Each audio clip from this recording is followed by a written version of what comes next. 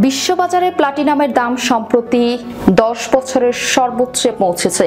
গত 26 জুন মূল্যবান ধাতুটির দাম আউন্স প্রতি $1,420 ছাড়ায়।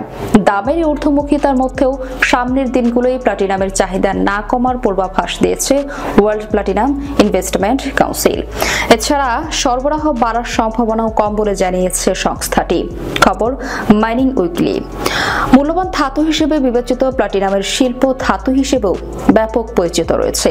এই কারণে পণ্যটির বাজারে এ ধরনের ইনইলাস্টিক প্রবণতা দেখা যায় বলে জানিয়েছেন বাজার পর্যবেক্ষকরা।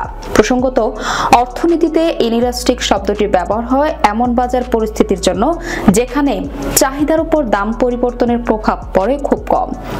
ডব্লিউটিআইসি বলছে, প্লাটিনামের বাজারে দাম কমা বা বাড়ার সঙ্গে সঙ্গতি রেখে চাহিদা বা সরবরাহ খুব বেশি ওঠানামা করে না। গত 3 বছরে প্লাটিনামের বাজারে সরবরাহ ঘাটতি অব্যাহত রয়েছে। 2023 সালের 886,000 আউন্স, 2024 সালে 992,000 আউন্স সরবরাহ ঘাটতি ছিল।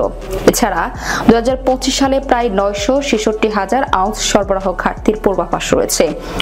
ডব্লিউআইসি এর পূর্বাভাস অনুযায়ী 2029 সাল পর্যন্ত প্রতি বছরই ঘাটতি অব্যাহত থাকবে।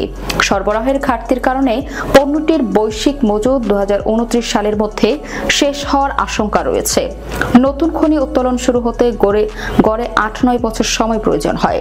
তাই স্বল্প সময়ের মধ্যে সরবরাহ বাড়ানো কঠিন।